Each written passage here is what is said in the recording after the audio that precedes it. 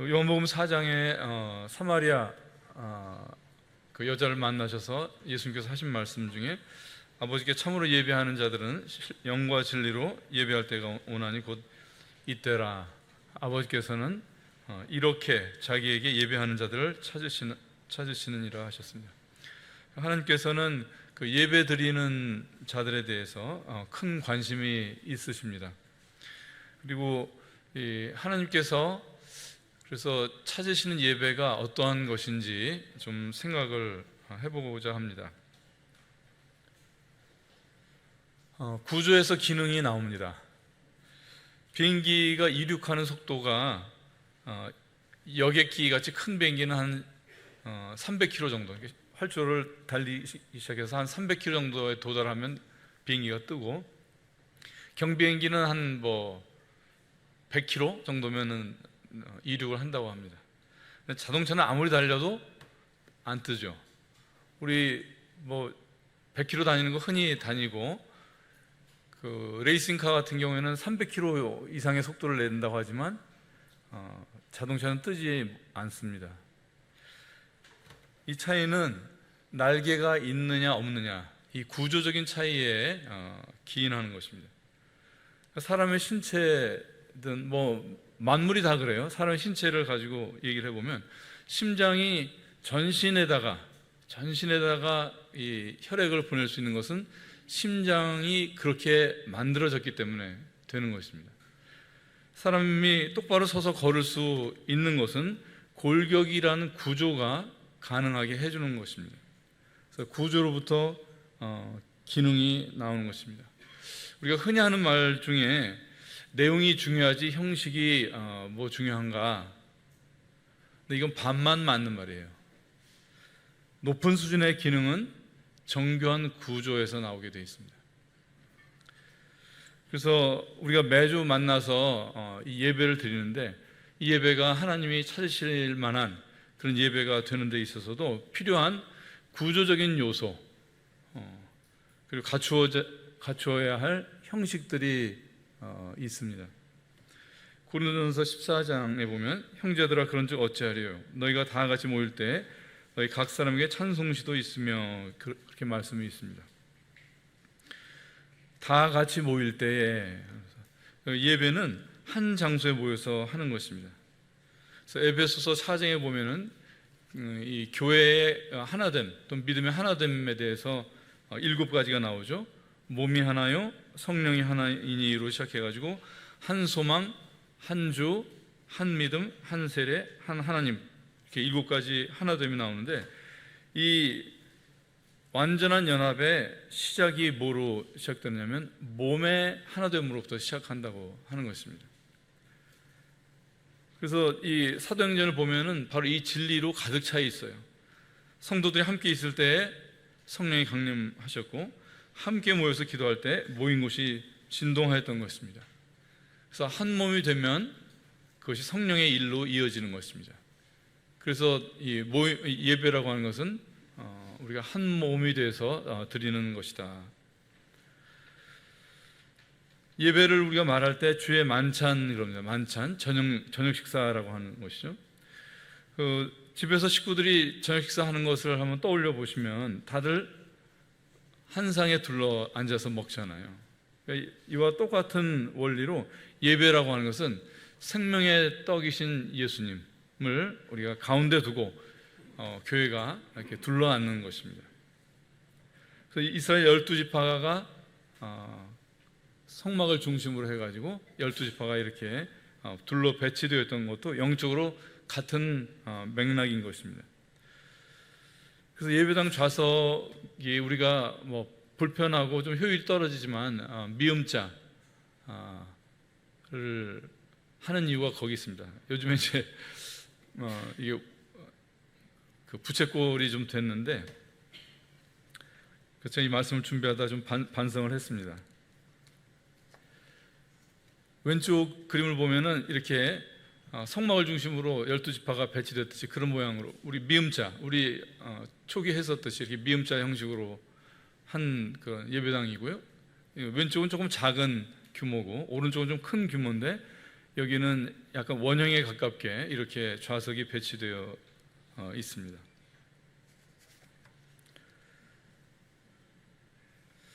그래서 예배당 좌석은 원형이나 미음자 모양이 바람직하다. 우리가 예수님께 초점을 맞추기 위해서는 이런 물리적인 요소도 우리한테 필요하다는 것입니다.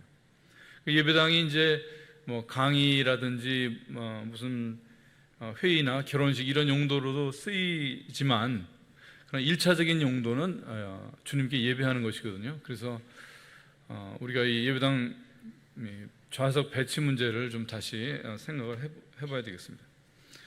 그 다음에 이제 구조적으로 중요한 요소 중에 제일 중요한 건 이제 사람이죠. 제사장의 문제입니다. 베드로전서 2장 9절 잘 아시는 말씀이에요. 오직 너희는 택하신 족속이요 왕 같은 제사장들이요 거룩한 나라요 그의 소유된 백성이니 이는 너희를 어두운 데서 불러내어 그의 기이한 빛에 들어가게 하신 자의 아름다운 덕을 선전하게 하려 하심이라. 성도를 가리켜서 왕 같은 제사장이라고 하신 바대로 믿는 자들은 제사장입니다. 그리고 이 성도는 우리를 어두운 데서 불러내어서 기이한 빛에 들어가게 하신 하나님을 칭송하는 직무를 가진 것을 말하는 것입니다. 알프레드 깁스의 예배라는 책이 있죠. 그리스도인의 최상의 의무 예배, 그 책 아마 다 보시거나 읽으셨을 거예요. 근데 이 형제님이 거기에 쓴 영어 제목을 보면은 그리스도인의 최상의 의무 했을 때 그걸 의무가 occupation 이렇게 되어 있어요. occupation이라고 하는 것은 아시겠지만 직업이라는 뜻입니다. 직업. 그러니까 늘상 살기 위해서 해야 되는 일이 직업이잖아요. 그래서 비가 오나 눈이 오나 직장인이 늘 직장에 나가듯이 성도에게 있어서 이 예배라고 하는 것은 occupation, 직업이다는 것입니다. 그리고 occupation이라는 것의 또 다른 뜻은 고용되었다 그런 뜻이 있어요. 그러니까 성도는 예배를 위해서 하나님이 고용한 자들입니다. 이사야서 43장 21절에 보면 이 백성은 내가 나를 위하여 지었나니 나의 찬송을 부르게 하려 함이라. 하나님은 고용주고 우리 성도들은 예배자로 고용된 것입니다. 이사야서 43장 이 말씀처럼 이 백성은 내가 나를 위하여 지었나니 나의 찬송을 부르게 하려 함이라. 예배는 하나님의 권리예요. 예배는 하나님의 권리다. 우리가 모이면 성도들 간의 교제도 있고 교육도 해야 되고 구도자 상담 등 해야 될 일들이 많이 있지만 여러 가지 일들 중에 가장 우선되는 것이 바로 예배라고 하는 것입니다. 이 예배의 원형은 아브라함에게서 보게 됩니다. 창세기 22장에 아브라함이 이삭을 이제 하나님께 바치러 가는 자리에서 사원들한테 이렇게 얘기하죠. 내가 아이와 함께 저기 가서 경배하고 너에게로 돌아오리라. 여기 이제 예배라는 말이 처음 나오는데 이 예배라는 것의 의미는 이제 우리가 한자로 돼서 그런데 이거를 풀어서 얘기하면 이렇게 됩니다. 자, 아브라함이 이렇게 얘기해요. 너희는 여기서 기다리라. 내가 아이와 함께 저기 가서 하나님께 엎드리고 오겠다. 예배는 하나님 앞에 엎드리는 것입니다. 이 아들을 바쳐야 되는 상황이잖아요. 우리가 성경을 읽다 보면 많은 사건 속에 그 사람들의 마음에 어떤 생각들이 있는지 또는 어떤 그 생각들이 일어났는지가 꼭 이렇게 투명한 유리처럼 다 이렇게 하나님이 기록을 해놓으셨어요. 그런데 성경에 있는 모든 사건 중에 또는 사람이 겪을 수 있는 극적이고 어려운 상황 중에 이보다 더 어려운 상황이 없는데 성경은 아브라함의 심경에 대해서 한마디도 말이 없어요. 예배는 이런 것입니다. 예배에 있어서 나의 사정이나 감정은 중요하지 않습니다. 저는 옛날에 마음에 없는 기도 안 하는 걸 잘하는 것으로 생각했어요. 위선을 하지 않는 것이 그것이 옳다고 생각했는데, 그것도 역시 반만 아는 것이었어요. 예배라고 하는 것은, 내가 성도라고 하는 것은 내 감정에 관계없이 하나님을 높여야 드려야 된다고 하는 것을 참 늦게 깨달았습니다. 사도행전 16장에 보면은 바울과 실라가 빌립보 감옥에서 하나님을 예배하죠. 근데 그 전 상황을 보면은 성령께 순종해가지고 참 간 사역지였고, 루디아를 전도해서 이제 겨우 이제 복음의 전도가 시작이 되는데 뭐 얼마 못 가서 그냥 곧 이어가지고 매 맞고 옥에 갇히는 신세가 됩니다. 그래서 하나님의 인도하심에 대해서 상당히 영적으로 혼란을 가질 수가 있는 때였고, 또 몸은 매 맞고 힘들고 좀 치료가 또는 휴식이 필요한 그런 상태였어요. 그렇지만 이 바울과 실라 두 사람은 자신들의 처지와 상관없이 하나님을 찬양하는 것입니다. 이 예배에 하나님이 움직이시고, 그래서 옥문이 열리고 간수가 구원받는 그런 반전이 또 일어납니다. 내 상태가 안 좋아도 하나님은 영광을 받을 자격이 있습니다. 하나님을 높여드리기 위해서 내 입술을 열어야 되는 것입니다. 그것이 예배입니다. 그리고 아브라함의 예배에서 또 하나 배워야 될 점은, 이 아브라함이 올라갔던 이 모리아 산에는 안에 사라도 동반하지 않았고, 종들도 다 산 밑에 남겨뒀어요. 아무도 그 예배를 봐주는 사람이 없습니다. 그래서 진정한 예배는 관객이 없습니다.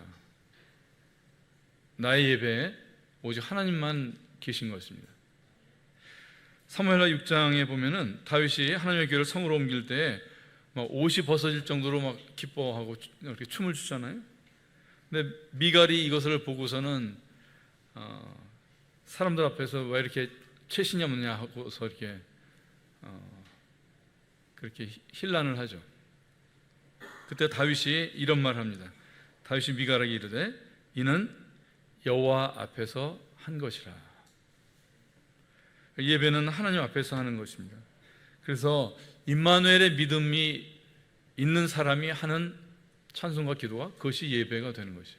임마누엘의 믿음 하나면은 모든 것이 다 정리가 됩니다. 많은 것이 달라질 것입니다.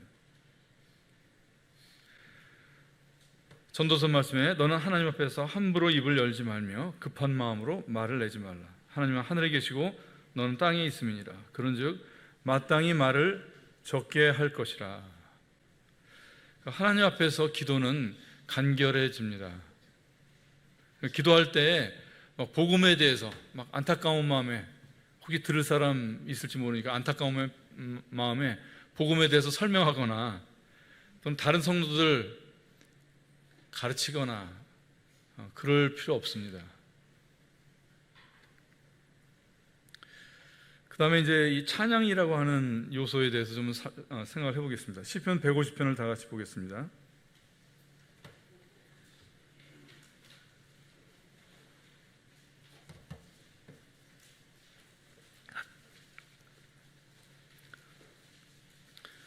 시편 맨 마지막 편입니다. 할렐루야. 그 성소에서 하나님을 찬양하며 그 권능의 공창에서 그를 찬양할지어다. 그의 능하신 행동을 인하여 찬양하며 그의 지극히 광대하심을 좇아 찬양할지어다. 나팔 소리로 찬양하며 비파와 수금으로 찬양할지어다. 소고치며 춤추어 찬양하며 현악과 퉁소로 찬양할지어다. 큰 소리나는 제금으로 찬양하며 높은 소리나는 제금으로 찬양할지어다. 호흡이 있는 자마다 주님을 찬양할지어다. 할렐루야. 그래서 어떤 이는 나팔 같은 소리로, 어떤 이는 비파 같은 소리로 주님을 경배하고, 또는 수금이며 소고며 이 믿음의 크기와 특색에 따라서 다양한 찬양이 나와야 합니다.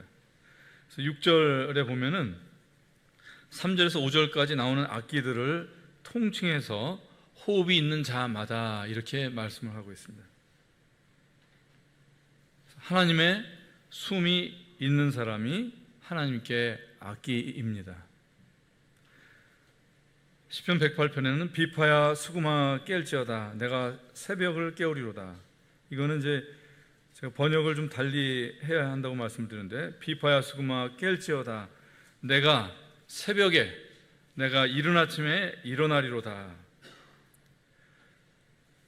이것은 주님께서 이른 아침에 부활하실 것에 대한 예언의 말씀입니다.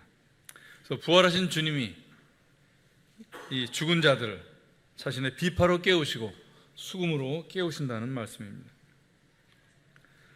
죽은 자는 여호와를 찬양하지 못하나니 적막한 데 내려가는 자는 아무도 못하리로다. 그래서 거듭나지 못한 사람은, 이 하나님의 숨이 들어오지 않은 사람은 예배자가 되지 못하는 것입니다.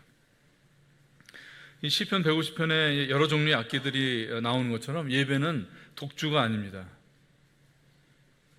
아무리 한 형제가 분별이 있고 감사가 넘쳐도 혼자 하는 것이 아닙니다. 오케스트라와 같은 협주가 되어야 되는 것입니다.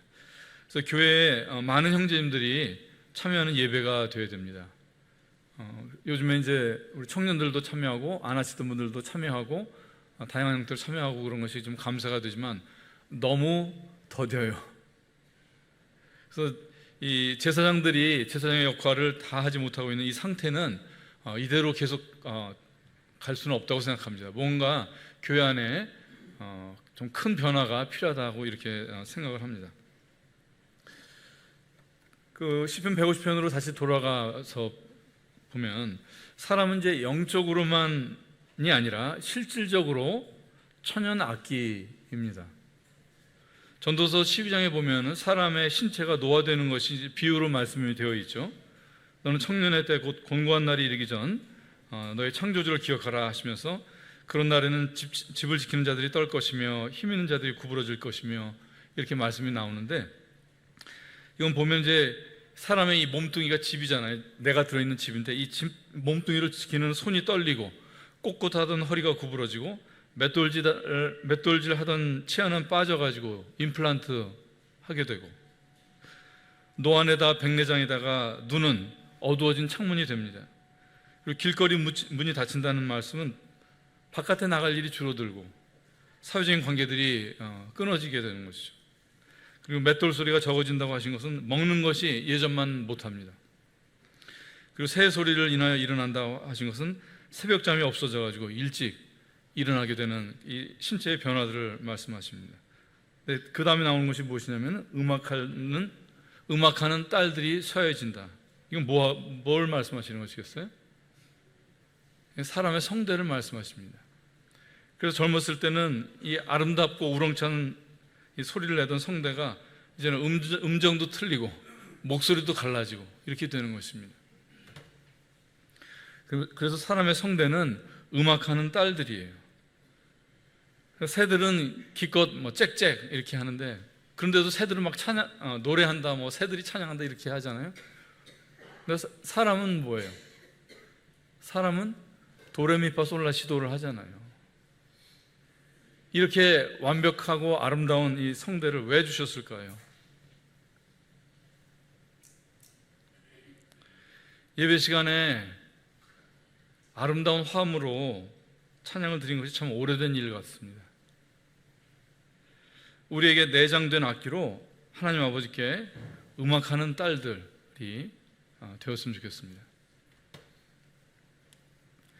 사람이 악기라면 악보는 또 하나님의 말씀이 악보가 됩니다. 시편 119편에는 주의 법규들이 나의 순례하는 집에서 나의 노래가 되었나이다. 하나님의 말씀이 악보입니다. 주께서 주의 법규들을 내게 가르치셨사오니 내 입술이 찬양을 내리이다 하셨습니다. 그래서 내가 배운 말씀이, 내가 체득한 그리스도가 내 입에서 찬양을 일으키는 것입니다. 그리고 이 말씀이라는 악보는 고난 속에서 읽혀집니다. 우리가 본성적으로 읽는 것도 있지만 더 아름다운 이 악보는 고난 속에서만 읽혀지게 되어 있어요. 그래서 고난당한 것이 내게 유익하오니 이로써 내가 주의 법규들을 배우게 되었나이다. 그래서 성도는 고난을 하나 치르고 노래 하나 배우고 또 다른 고난 하나 치르고 또 노래 배우는 것입니다. 이것이 새 노래입니다. 그래서 말씀이 내게 육신이 된 만큼이 나의 레퍼토리가 됩니다. 그래서 시편은 바로 이런 고난의 교과서이자 또 찬양의 악보가 되는 것입니다. 그래서 우리가 힘든 일 겪을 때 시편을 찾게 되는 것이 그런 이유입니다. 시편을 읽다 보면 셀라가 나와요. 가끔은 셀라. 이게 멈춘다는 뜻이 있습니다. 셀라. 찬양과 기도가 로 차 있지만 시편이 그 중에 멈춤의 시간이 있다고 하는 것입니다. 악보로 치면은 쉼표 같은 것입니다. 또 셀라는 묵상이라는 뜻이 있어요. 찬양과 기도 가운데 주님을 묵상하는 시간입니다. 그 예배 중에 보면 떡과 잔의 순서가 있습니다. 그 예배의 절정이고 우리가 주님께 몰입되는 그런 시간입니다.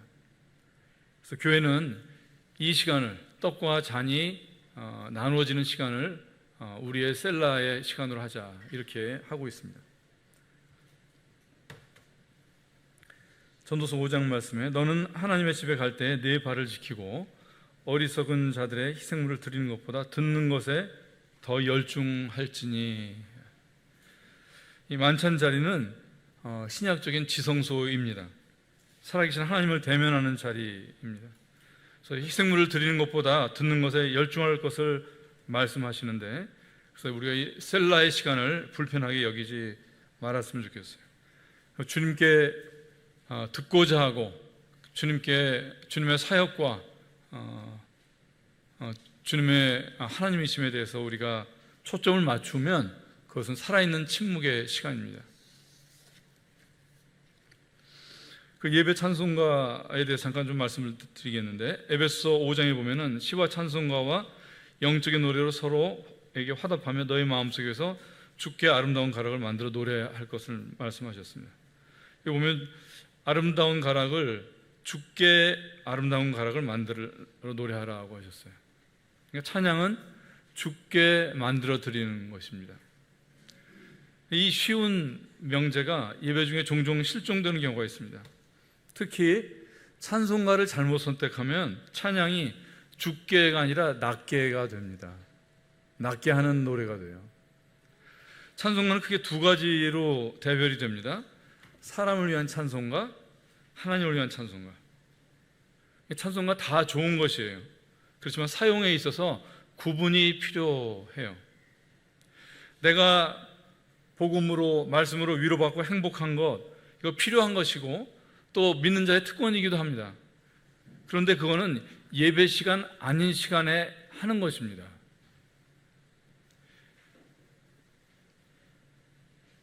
예배 시간에는 오롯이 하나님을 기쁘게 해드리는 자리예요.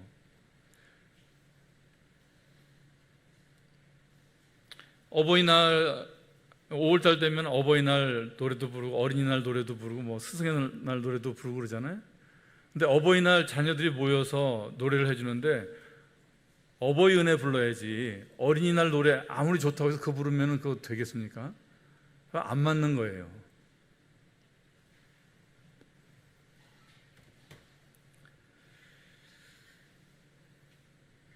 시편 65편을 한번 찾아보겠습니다.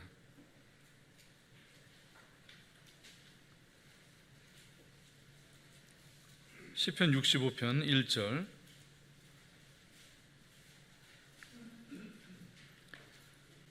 다 같이 한번 큰 소리로 읽겠습니다. 65편 1절 시작. 하나님이여 찬송이 시온에서 주를 기다려오며 사람이 소원을 주께 이행하리이다. 우리가 믿음의 시작이나 초보 어릴 때는 나를 위한 것들을 찾아요. 애들이 나에게만 관심이 있듯이 그러나 이제는 그럴 때가 아닙니다. 이 말씀 보세요. 하나님이여 찬송이 시온에서 주를 기다립니다. 우리가 이런 자세가 되어야 돼요. 사람의 이 죄성이라고 하는 것은 뭐냐면 자기 치하에 중독되어 있어요. 사람이라고 하는 이 존재는. 그래서 찬송가를 해도 뭐 말씀을 들어도 사람들과의 관계에 있어서도 다 나 중심적인 그런 생각을 참 벗어나기가 쉽지 않아요. 그런데 진정한 예배는 무엇이냐? 우리가 하는 찬송이 주님을 기다리고 있듯이, 주님이 제발 와주셔야 되는데, 이런 자세로 갖는 것이 예배라고 하는 것이에요. 그래서 예배 때문에 행복하다 하면은 주님이 먼저 행복한 시간이 되어야 되고, 예배 중에 칭찬이 있다고 하면 주님이 칭송 받으셔야 되는 것이고, 예배 중에 위로가 있다고 하면 주님이 위로 받으셔야 되는 것입니다. 예배의 수혜자는 그리스도이십니다. 이사야서 53장에 가라사대 그가 자기 영혼의 수고한 것을 보고 만족히 여길 것이라. 그가 자기 영혼의 수고한 것을 보고 만족히 여길 것이라. 그래서 믿는 많은 자들을 의롭게 하시고 그 죄악을 담당하신 수고에 대해서 만족하시는 주님, 이 주님을 기억하고 이 주님께 동의하고 그분을 칭송하는 것, 그런 것이 우리의 찬송이 되어야 됩니다. 그래서 우리가 쓰고 있는 예배 찬송가집에서 주께 만들어드리는 아름다운 가라, 예를 몇 가지 읽어보겠습니다. 눈물의 주 오셨네, 하나님의 독생자, 멸망주인 구하려, 놀라와라 나의 구주. 만유의 주제 아름다운 예수, 하나님의 아들, 또 사람의 아들, 주님 높입니다. 주님 품습니다. 내 영광, 내 기쁨, 내 면류관. 말씀이신 주 하나님, 하늘 펴고 땅 놓았네. 화목제물 아버지 뜻 자기 기쁨 삼으셨네. 사람이 되신 주 온 긍휼 담겼네. 다시 살아 하늘 계시니 경배함 마땅하다. 선한 목자가 찬양하네. 양무리 위에 생명 주셨네. 지옥까지 가셨으나 그의 사랑 견고하였다. 지금 읽어드린 이런 찬송들의 공통점은 뭐냐면 그리스도가 주어예요. 그리스도가 주어이고 주제이고, 이런 찬송들은 우리 마음속에 예수님의 잔영을 남겨요. 지난주 한현혁 형제님 말씀 중에 제게 남았던 것 중에 하나가 이 예배가 성도들의 에너지라고 하는 것입니다.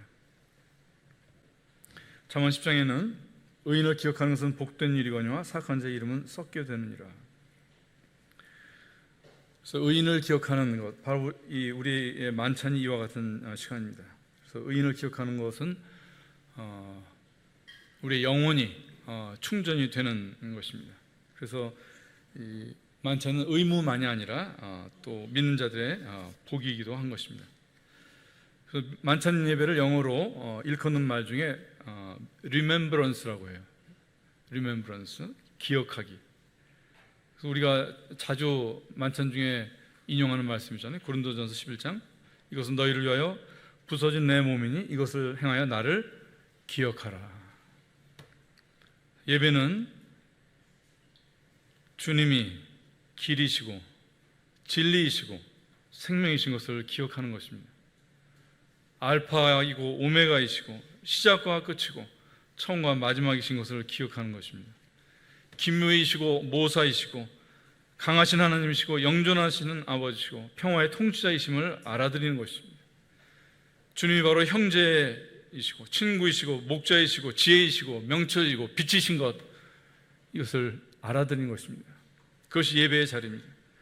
성경은 예배의 자료가 예배의 소재가 떨어지지 않도록 수많은 우리가 기억해야 될 주님의 이름으로, 주님이 누구신지를 우리가 알아들어야 될 그 주님의 지위에 대해서, 그분의 광대하심에 대해서 가득 채우고 있는 것이 바로 이 성경입니다.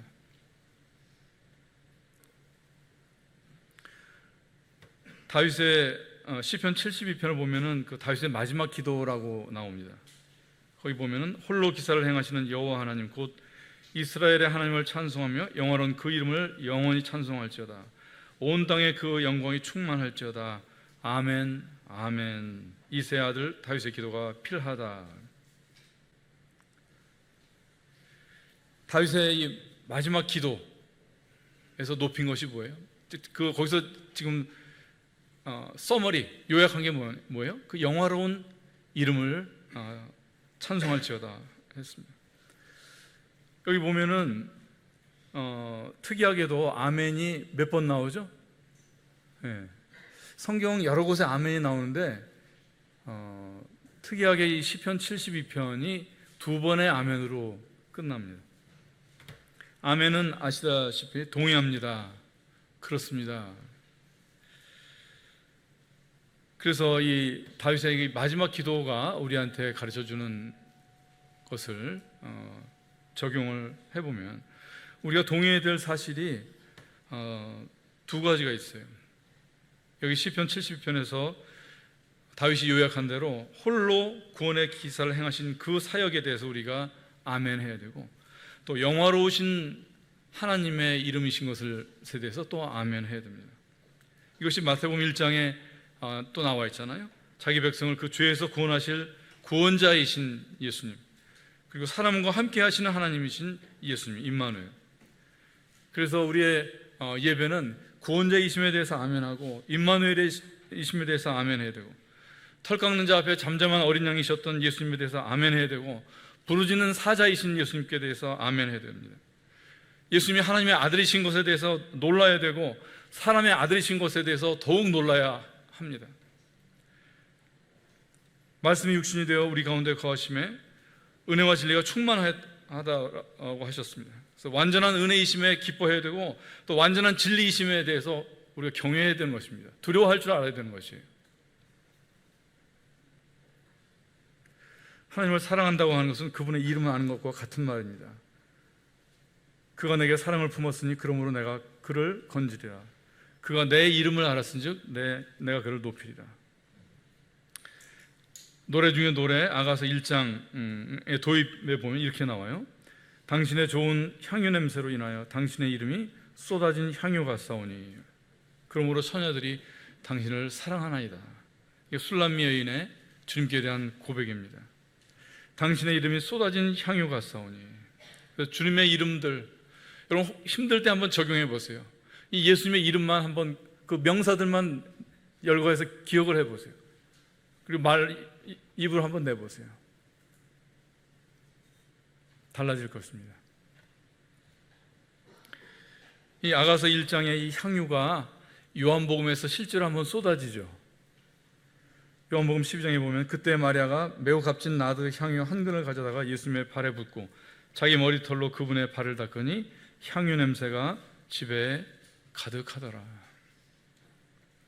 마리아가 쏟은 그 향유 냄새로 가득했던 그 집처럼 우리의 만찬이 그리스도의 이름의 향기로, 그리스도의 이름이 쏟아지는 것으로 인해서 참 향기가 넘치는 그런 예배가 되기를 바랍니다. 시편 40편에는 새 노래 곧 우리 하나님께 올릴 찬송을 내 입에 두셨으니 많은 사람이 보고 두려워하여 여호와를 의지하리로다 하셨습니다. 많은 사람이 찬송을 보고 두려워하여 하나님을 의지한다고 하였습니다. 이 새 노래로 찬 예배, 예수 그리스도가 드러나는, 칭송받는 이런 예배는 사람에게 경외심과 믿음을 일으키는 것입니다. 그래서 성도는 이 예배는 그 자체로 우리의 성화를 견인하고 또 전도의 일이 되는 것입니다. 저의 믿음을 돌이켜보면 제게 이 2번의 아멘이 없었습니다. 오랫동안. 그리고 기독교 안에 이런 반쪽들이 많이 있는 것 우리가 알고 있습니다. 열왕기상 3장에 보면 솔로몬의 재판에 아이를 둘로 나누려 하는 창기가 나오는데, 저는 여기서 음료 교회에 대한 암시를 저는 봅니다. 이 둘로 나누인 아이는 바로 둘로 나누인 예수님,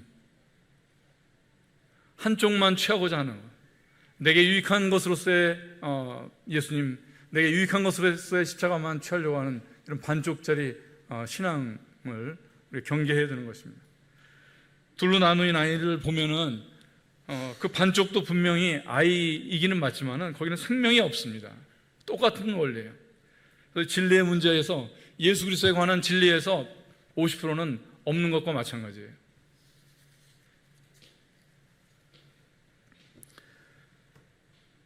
예배 찬송가집 우리 124장에 보면은 오 여기 우리 주를 대면해라는 찬송가가 있습니다. 1절 보면은 오 여기 우리 주를 대면해 감추신 주님 보고 만지네. 4절에 보면 주님의 만찬 끝없는 희락 이 예식이여 하늘 이르리 미리 맛보내 사랑의 잔치 우리와 주님 하늘의 혼인. 하늘에 있을 만찬과 이 땅의 만찬이 이어져 있다는 그 믿음입니다. 그래서 우리가 매주 갖는 예배가 폐기될 그런 과거가 아니라 하늘의 것과 닿아 있다고 하는 것입니다. 구조가 기능을 결정합니다. 구조만큼 또 기능이 나오게 되어 있어요. 예배가 허약하면 예배의 영적인 구조가 허약하기 때문에 그렇습니다. 그래서 이 예배의 영적인 구조는 오늘 말씀드린 걸 한마디로 말씀드리면 그리스도 중심입니다. 그리스도 중심. 자기 중심적인 이 예배는 하나님이 찾으시는 예배가 되지 못합니다. 요한복음을 쓴 제자 요한이 본문 내내 자신을 숨기죠. 1장부터 21장까지 자신을 밝혀야 되는 곳에서는 할 수 없이 자기를 밝히는데 어떻게 표현을 하죠? 우리 지난주에도 나왔었죠. 주께서 사랑하시는 자. 이게 무지막지한 수동태입니다. 무지막지한 수동태예요. 그냥 일반적으로 하면 주의 사랑을 받는 자 이렇게 해도 우리는 그 차이를 잘 못 느낄 거예요. 근데 여기에 차이가 있어요. 주의 사랑을 받는 자 할 때는 내가 주어이고 주님은 나를 꾸며주는 존재예요. 주께서 사랑하시는 자 할 때는 주님이 주어이시고 나는 그분의 목적어입니다. 요한은 주님이 주어가 되시게 하기 위해서 나를 지은 것입니다. 이것이 그리스도 중심성입니다. 이것이 내 중심성을 버린 사람, 자아를 극복한 사람의 표현인 것입니다. 이 거룩한 수동성은 그리스도께서 인자로서 하나님 앞에서 일관되게 가지셨던 자세입니다. 이것으로서 순종하셨고 이것으로 하나님을 영화롭게 하셨습니다. 주기도문을 통해서 우리한테 말씀하시는 것이 그것입니다. 뜻이 하늘에서 이루어진 것 같이 땅에서도 이루어지이라. 이 하늘의 뜻을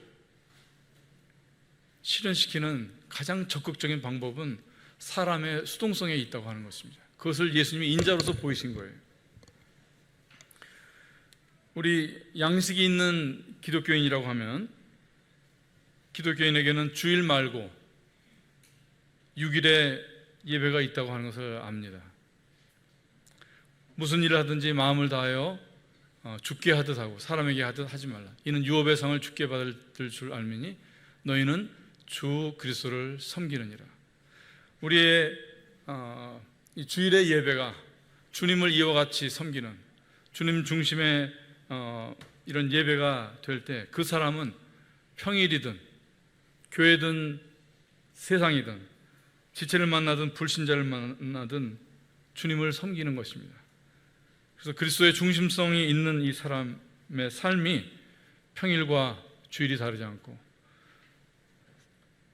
지체를 대하는 것과 불신자를 세상 사람 대하는 것 다르지 않게 일관되게 예배 삶으로 살 수 있는 것입니다.